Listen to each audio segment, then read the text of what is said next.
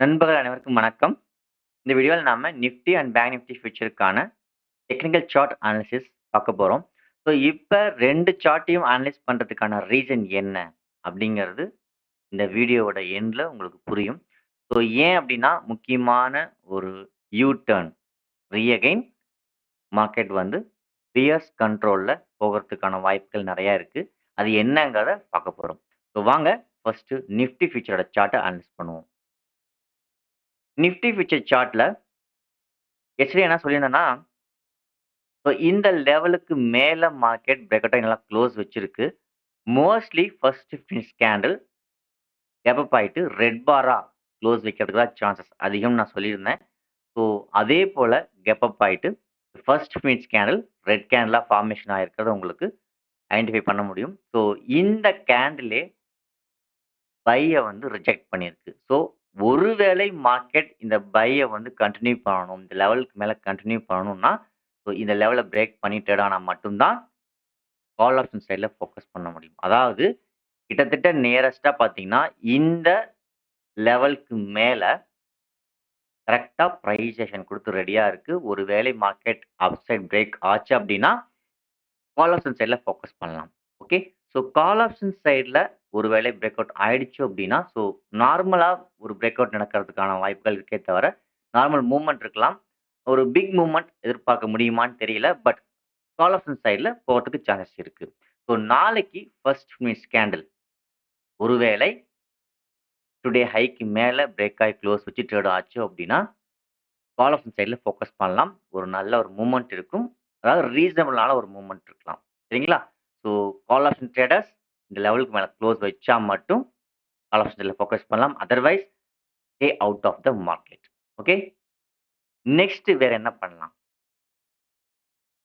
So இந்த மார்க்கெட்ட வந்து இந்த லெவலுக்கு மேல ரிஜெக்ட் பண்ணியிருக்கு. ஸோ அந்த ரிஜெக்ட் எப்படி ஆயிருக்குன்னு பார்த்தீங்கன்னா, same as one day time ஃப்ரேம்ல நம்ம என்ன பார்த்தோம்னா, bearish counter attack. Same as 30 minutes time ஃப்ரேம்லயும் சரி, 1 ஹவர் டைம் ஃப்ரேம்லயும் சரி, கிட்டத்தட்ட பார்த்தீங்கன்னா, இந்த லெவல், இந்த ரெசிஸ்டன்ஸ் மேல ஓகே. இந்த ரெசிஸ்டன்ஸ்க்கு மேல உங்களுக்கு என்னவா இருக்குன்னு பார்த்தீங்கன்னா, கிட்டத்தட்ட வந்து பியரிஷ் கவுண்டர் அட்டாக் தான். சேம் அஸ் டே டைம் ஃப்ரேம்ல என்ன நடந்துச்சோ, அதே மாதிரியான ஒரு ஃபெயில்டு. ஸோ இந்த பிரைஸ் ஆக்ஷன பிரேக் பண்ணி, பிரைஸ் ஆக்ஷன வரைஞ்சு காமிச்சுடுறேன். ஸோ பிரைஸ் ஆக்ஷன பிரேக் பண்ணி, உங்களுக்கு என்ன இருக்குன்னு பார்த்தீங்கன்னா, இட்ஸ் ஃபெயில்டு. அகைன் இந்த ஹைய வந்து பிரேக் பண்ணி ஃபெயில்டா இருக்கு. ஸோ இந்த ஃபெயில்டுக்கு ஃபர்ஸ்ட் லெவல்ல மார்க்கெட் வந்து இந்த லெவல ரீச் பண்ணணும். ஆனா நான் என்ன சொல்லியிருந்தேன்னா, 21,630க்கு வரதுக்கு சான்சஸ் அதிகமா இருக்குன்னு நான் சொல்லியிருந்தேன். இந்த ஹை ஃபெயில்டு ஆச்சுன்னா. எஸ்.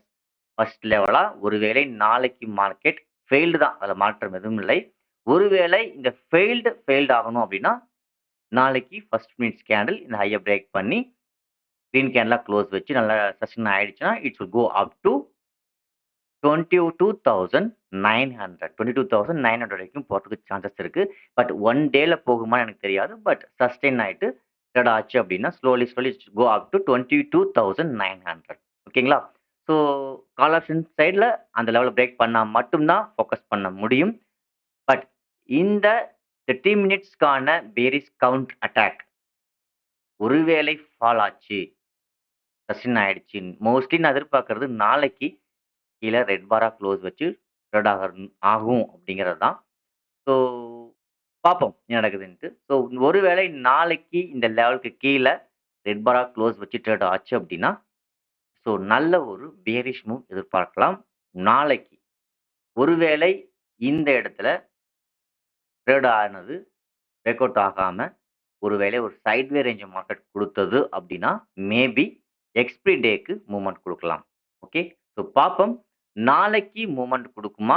அல்லது எக்ஸ்பைரி டேக்கு மூவ்மெண்ட் குடுக்குமா? பட் இந்த பேரிஷ் கவுண்டர் அட்டாக்க்கு மூவ்மெண்ட் கண்டிப்பா உண்டு. ஒருவேளை மந்த்லி எக்ஸ்பில குடுக்குமா? அல்லது நாளைக்கே குடுக்கலாமாங்கிறது தெரியல. பட் மூவ்மெண்ட் குயிக்லி இந்த ஹைய பிரேக் பண்ணல அப்படின்னா, பேரிஷ் சைட்ல ரொம்ப ஸ்ட்ராங்கஸ்ட்டா நல்ல ஒரு ஃபால்க்கு எதிர்பார்க்கலாம். அப் டூ 21,630. ஸோ நான் எதிர்பார்க்குற மாரி நடந்ததுன்னா, ஒரு நல்ல ஒரு மூவ்மெண்ட் கேப்சர் பண்றதுக்கான சான்ஸ் நெறையா இருக்கு. பார்ப்போம். ஸோ என்ன பண்ணலாம் அப்படிங்கிறத பார்த்தாச்சு. ஸோ கால் ஆப்ஷன்னா இந்த லெவலுக்கு மேல பிரேக் அவுட் ஆயி க்ளோஸ் வச்சா போகலாம். புட் ஆப்ஷன்லாம் இது கீழ க்ளோஸ் வச்சா போகலாம். பட் மூவ்மெண்ட் இருக்கிறது நாளைக்கா, நாளான்னைக்கா அப்படிங்கிறது தெரியாது. ஸோ எப்பயுமே என்ன பொறுத்தவரைக்கும் டியூஸ்டேக்கு மேல Wednesday and Thursday next week கானல நான் ட்ரேட் பண்ணுவேன். ஸோ நீங்க கொஞ்சம் கேர்ஃபுல்லா ட்ரேட் பண்ணுங்க. ஸோ என்னோட ட்ரேடிங் பிளான் இதுதான். சரிங்களா?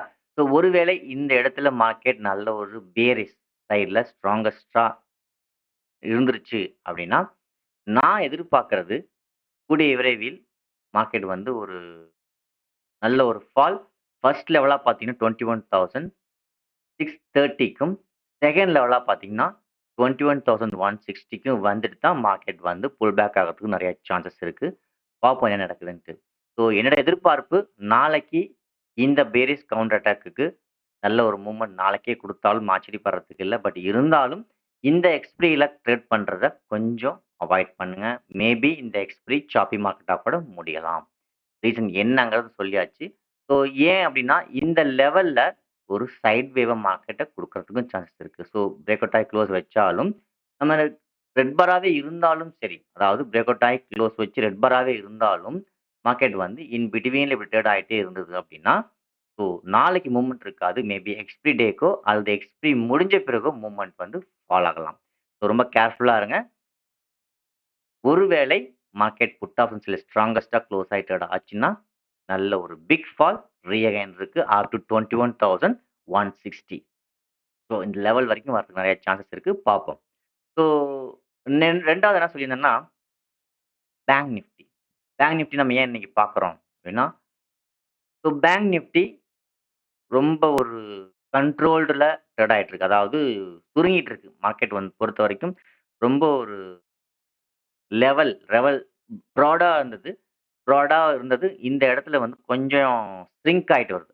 ஸோ இந்த இடத்துல ஷ்ரிங்க் ஆகுறது, ஒருவேள மார்க்கெட் நாளைக்கு 47,000 ஆம் 900க்கு கீழ மார்க்கெட் க்ளோஸ் வச்சு சேம் அஸ் நிஃப்டி என்னவோ அதே போல ரெட் பாரா க்ளோஸ் வச்சு ட்ரேட் ஆயிடுச்சு அப்படின்னா, ரீஅகைன் வந்து ஒரு நல்ல ஒரு பேரிஷ் மூவ் பேங்க் நிஃப்டி குடுக்கறதுக்கான சான்சஸ் இருக்கு. ஸோ அதுக்கான லெவல் ஃபர்ஸ்ட் லெவல் 46,250. ஸோ நல்ல ஒரு மூவ்மெண்ட். அதன் பிறகு 43,000 வரைக்கும் போறதுக்கு சான்சஸ் இருக்கு. பட் பார்ப்போம் ஃபர்ஸ்ட் லெவல் ரீச் ஆன பிறகு என்ன நடக்குது அப்படிங்கிறத. ஸோ நாளைக்கு ஏன்னா இந்த இடத்துல சாப்பி மார்க்கெட் ரொம்ப ஷ்ரிங்க் ஆயிட்டே இருக்கிறனால நாளைக்கு மூவ்மெண்ட் எக்ஸ்பெக்ட் பண்றேன். ஸோ சேம் அஸ் நிஃப்டியும் அதே போல.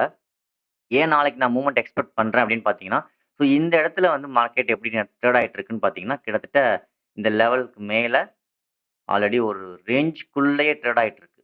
இந்த மாதிரி.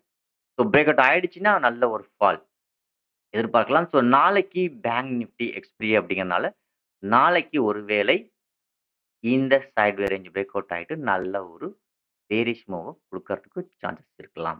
ஸோ எதுவா இருந்தாலும் இந்த வீக் ட்ரேடிங்ல இந்த வீக் எக்ஸ்பிரில பண்ணீங்க அப்படின்னா கொஞ்சம் கேர்ஃபுல்லா பண்ணுங்க. ஸோ என்ன பொறுத்தவரைக்கும் எதுவா இருந்தாலும் நான் நெக்ஸ்ட் வீக் ட்ரேடிங்ல தான் நான் பண்ணுவேன். நெக்ஸ்ட் வீக்கோட எக்ஸ்பிரில நான் ட்ரேட் பண்ணுவேன். After Tuesday. ஸோ பார்ப்போம். நிஃப்டி அண்ட் பேங்க் நிஃப்டி 2மே புட் ஆப்ஷன் சைட் ரீஅகைன் ஆக்டிவ் ஆகுதா இல்லையான்ட்டு. ஸோ என்ன பொறுத்தவரைக்கும் நிஃப்டி இந்த ஹைய வந்து பிரேக் பண்ணி ஃபெயில்டு தான் ரீஅகைன். புட் ஆப்ஷனுக்கு தான் ரெடியா இருக்கு. பட் இன்னைக்கு நான் என்ட்ரி எடுக்காததுக்கு ரீசன் நல்லா ஸ்ட்ராங்கஸ்ட்டா க்ளோஸ் வைக்கல அப்படிங்கிறனால தான். பட் ஒருவேளை நாளைக்கு ஹை பிரேக் பண்ணா கால் ஆப்ஷன் சைட்ல ஃபோக்கஸ் பண்ணலாம். ஓகே. பார்ப்போம். நான் எதிர்பார்த்த மாதிரியான ரீஅகைன் ஒன் பிக் பியரிஷ் மூவ் கிடைக்குமா? இல்லையா? அப்படிங்கிறத. So stay tune.